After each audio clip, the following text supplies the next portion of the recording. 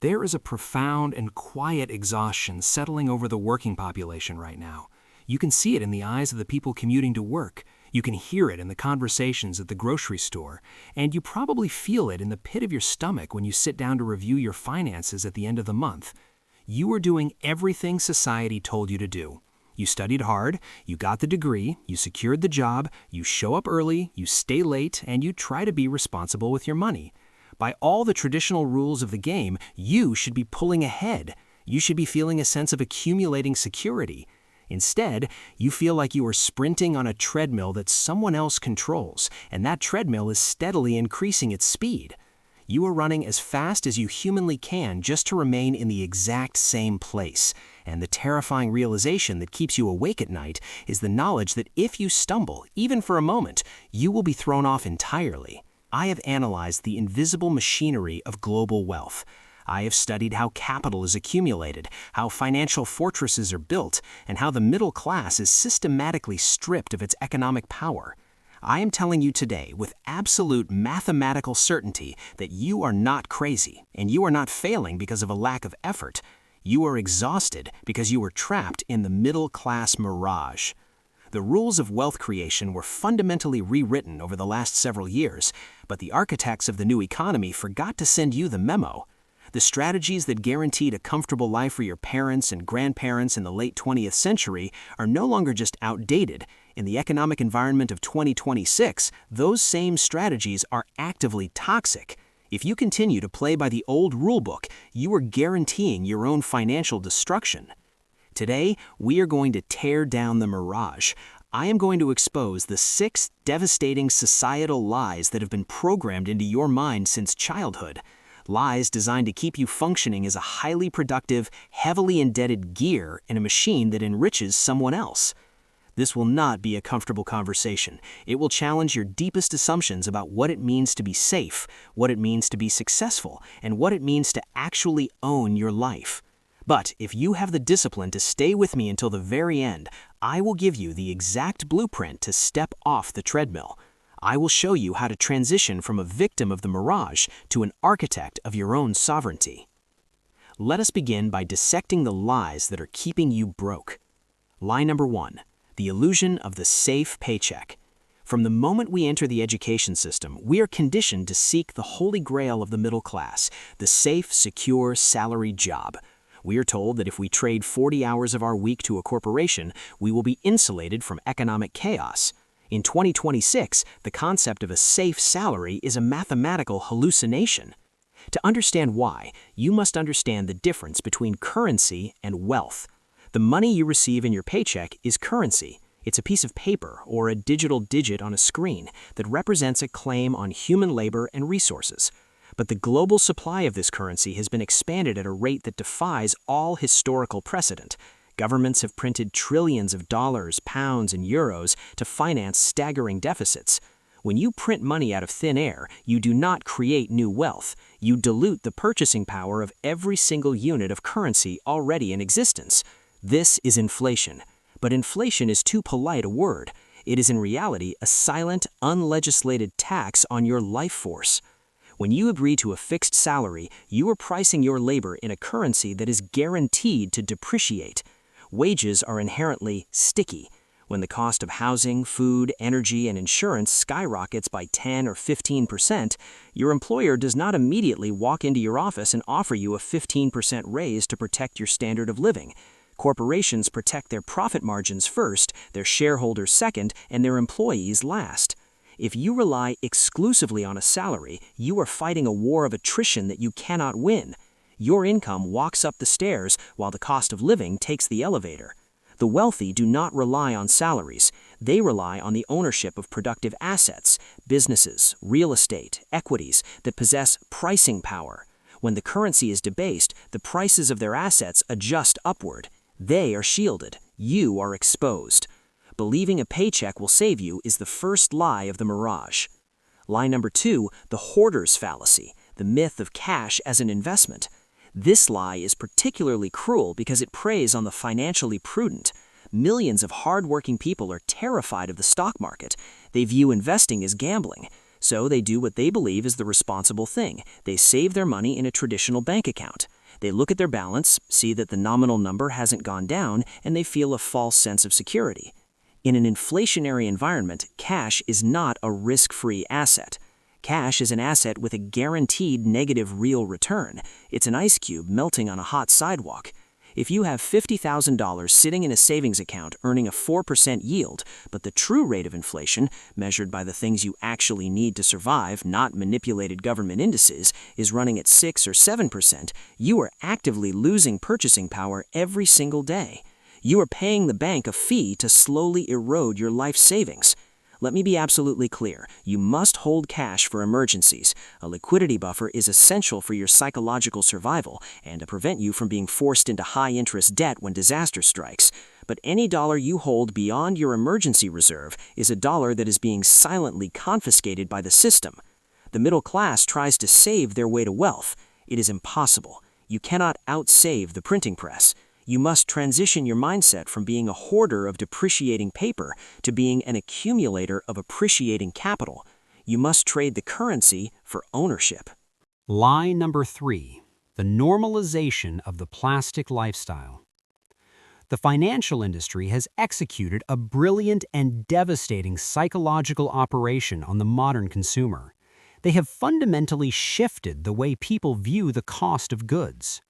They have trained the middle class to stop asking, how much does this cost, and to start asking, how much is the monthly payment? This is the architecture of modern slavery. When you walk into a car dealership and finance a $60,000 vehicle at 8% interest over 7 years because you can barely afford the $900 monthly payment, you have not purchased a car. You have purchased a liability that is guaranteed to depreciate the moment you drive it off the lot, and you have agreed to pay a premium for the privilege of watching it lose value. But the true tragedy is not the interest you pay. It is the opportunity cost of the capital you surrendered. If you had driven a reliable $15,000 used car paid for in cash and invested that $900 a month into a low-cost S&P 500 index fund, the mathematics of compound interest would have turned that car payment into millions of dollars over your working lifetime. You are literally trading your future financial sovereignty for a heated steering wheel and a temporary hit of dopamine at a traffic light. Credit card debt is even more catastrophic. Carrying a balance at 22% or 25% interest is financial suicide. It is compound interest working against you with terrifying speed. There is no legitimate investment on earth that will guarantee you a 25% return, which means you cannot invest your way out of high-interest consumer debt. The wealthy view consumer debt with absolute disgust. They use credit cards strictly for security and convenience, paying the balance in full every 30 days. If you are financing a lifestyle you cannot afford in cash, you are living in the deepest part of the Mirage. You are a highly dressed servant to the lending institutions. Lie number 4, the dream home delusion. For generations, the cornerstone of the American and British dream has been the acquisition of a primary residence. We are told that buying the biggest house the bank will allow you to finance is the ultimate wealth-building strategy. In 2026, this is a dangerous oversimplification that traps millions in the Mirage. I am not suggesting you should never own a home, but you must understand what a primary residence actually is. It is a consumption item, not a liquid investment. When you buy a sprawling house with a massive 30-year mortgage, you are locking up all of your free cash flow. You become house poor. A primary residence takes money out of your pocket every single month. It consumes property taxes, which are rising globally. It consumes insurance premiums, which are skyrocketing due to environmental and economic volatility. It consumes endless maintenance costs, repair bills, and interest payments. If 40 to 50% of your take-home pay is dedicated simply to keeping a roof over your head, you have no capital left over to acquire the productive assets that actually generate wealth. All of your equity is trapped inside drywall and landscaping. You cannot use it to buy groceries, you cannot use it to fund a business, and you cannot easily access it without going further into debt. The wealthy view their primary residence as an expense to be minimized relative to their net worth. They buy what they can comfortably afford, prioritizing liquidity, mobility, and cash flow over square footage and prestige. Do not let the illusion of the dream home turn into a 30-year prison sentence for your capital. Lie number 5, the education premium fallacy. We built an entire society on the premise that the ultimate path to upward mobility was to borrow an astronomical sum of money, attend a prestigious university, and emerge with a piece of paper that would guarantee a lifetime of high earnings. Today, the market has ruthlessly exposed this fallacy. We have millions of young adults entering the workforce carrying mortgage-sized student loan debts, holding degrees in subjects that produce absolutely zero tangible economic value. They bought a brand name, but they did not buy a skill set. The market is entirely indifferent to your pedigree. It does not care where you spent 4 years of your life, and it does not care about the Latin words printed on your diploma. The market only cares about utility. It asks one simple question: can you solve a complex, expensive problem? If your degree does not give you the ability to solve expensive problems, it is a liability, not an asset. The debt you incurred to acquire it will act as a permanent tax on your future earnings, delaying your ability to buy a home, start a family, or invest in the markets. The wealthy invest heavily in human capital, but they do so with a strict demand for return on investment. In the age of artificial intelligence and globalized labor, the only way to protect your income is to build a personal moat. You must acquire skills that are scarce, difficult to replicate, and highly demanded. Sales, engineering, advanced coding, data analytics, and complex human negotiation. These are the skills that command a premium. Stop buying credentials and start acquiring competence. Lie number 6, the retirement at 65 finish line. The final and most tragic lie of the Mirage is the concept of traditional retirement. The idea that you can work for 40 years, save a small percentage of your income in a target date fund, and magically stop working at age 65 to live off the pile you have accumulated is a mathematical relic of the 20th century. The 4% rule, the idea that you can safely withdraw 4% of your portfolio every year without running out of money, is breaking under the weight of modern inflation and market volatility. If you build a pile of money and you are forced to sell pieces of that pile to survive during a massive market downturn, you are permanently destroying your capital base. You are eating your seed crop. And once the seed crop is eaten, it can never compound again. Furthermore, the idea of doing absolutely nothing for the last 30 years of your life is biologically and psychologically destructive. Human beings are engineered to solve problems and create value. The wealthy do not plan for retirement, they plan for sovereignty. They do not try to build a static pile of cash to slowly bleed dry. They build a perpetual income machine. They acquire assets that generate cash flow independently of their labor, and they ensure that this cash flow grows faster than the rate of inflation. When their passive income exceeds their living expenses, they do not stop working. They simply stop working for money. They work on their own terms, on projects that bring them joy, purpose, and legacy. We have shattered the illusions. The mirage has evaporated. You are now standing in the desert of economic reality. It is stark, it is unforgiving, but it is real.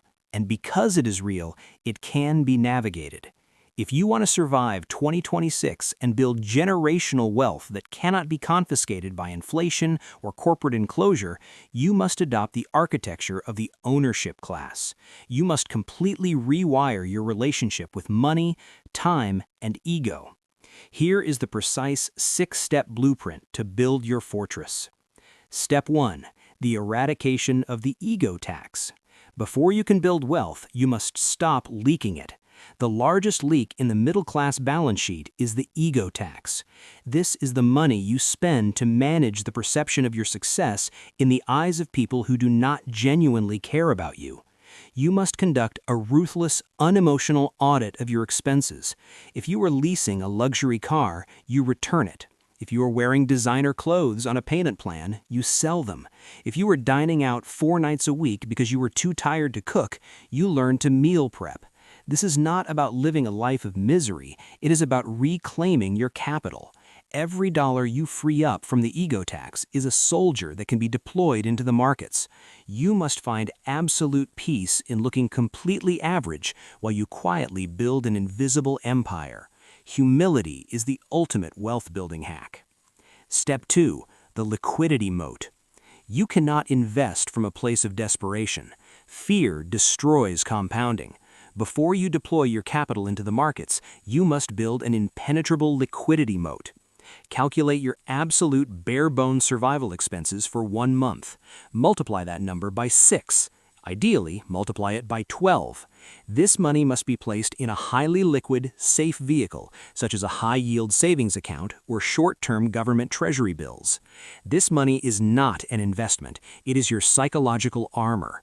When the market crashes by 30%, and it will not panic. You will not sell your assets at a massive loss because you know you have 12 months of survival cash sitting in the bank. The liquidity moat gives you the power to remain rational when the rest of the world goes mad. Step 3. The aggressive gap expansion. Wealth is created in the margins. The speed at which you reach financial sovereignty is determined by one metric: the gap.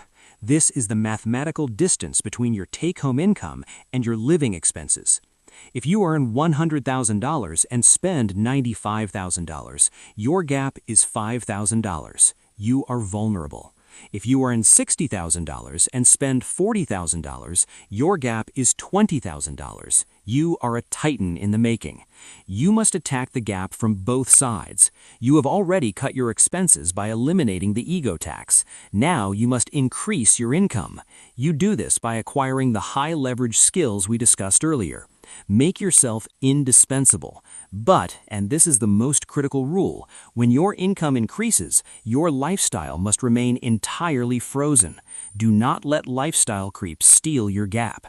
Every new dollar of income goes directly toward acquiring assets. Step 4. The accumulation of the American tailwind. With your debts destroyed, your moat built, and your gap expanding, you must now deploy your capital. You must transition from a consumer of goods to an owner of production. For the overwhelming majority of people, the most effective, mathematically optimal vehicle is a low-cost, broad-market index fund, such as one tracking the S&P 500. When you buy the S&P 500, you are not gambling on a ticker symbol. You are acquiring a fractional ownership stake in the 500 most powerful, profitable, and durable corporations in the world. You are hiring the smartest CEOs, the best engineers, and the most aggressive sales teams to wake up every morning and generate profits for you. You are buying the underlying engine of human innovation. You must automate this process. Set up a system where a percentage of your income is automatically transferred to your brokerage account and invested in the index fund the moment your paycheck arrives. Do not look at the price. Do not try to time the market. You buy when it's high, you buy when it's low, and you never, ever stop. Let the decades do the heavy lifting. Step 6. The masterful inactivity. Once your automated system is running, you must execute the most difficult strategy in all of finance. You must do absolutely nothing. The financial media will try to terrify you. They will scream about impending doom, geopolitical crises, and economic collapse. They do this to generate clicks and to force you to trade, because Wall Street makes money on friction, fees, commissions, and taxes. You must unplug from the noise. Understand that volatility is the toll you pay to travel the road of compounding. A 20% market drop is not a catastrophe. It is a temporary markdown on the price of great businesses.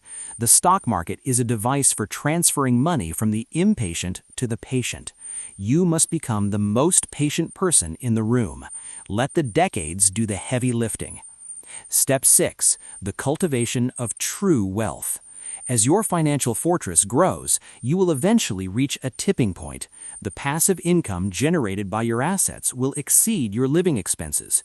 You will have escaped the middle-class mirage. You will have achieved sovereignty. At this point, you will realize the final, ultimate truth about money. Money is not the goal. Money is simply stored energy. It is a tool that buys you the only asset that actually matters: time. Time to spend with your family without looking at your phone. Time to pursue your health. Time to build a legacy. Time to sit quietly in a room and finally feel safe. This is the path. It is not a secret, and it does not require a genius IQ. It requires profound discipline, unyielding patience, and the courage to look foolish to your neighbors while you quietly build an empire they cannot see. The year 2026 is a sorting mechanism. The economy is separating those who understand the math from those who refuse to learn it. You have the blueprint. The choice of which side of the divide you will stand on is entirely yours. Start today. Audit your expenses tonight. Build your moat tomorrow. The mirage is fading. It is time to build something real. Subscribe to this channel. We are going to continue navigating this economic reality. We will focus on the math, we will ignore the noise, and we will build wealth that lasts for generations. I look forward to speaking with you again soon. Stay rational and keep compounding.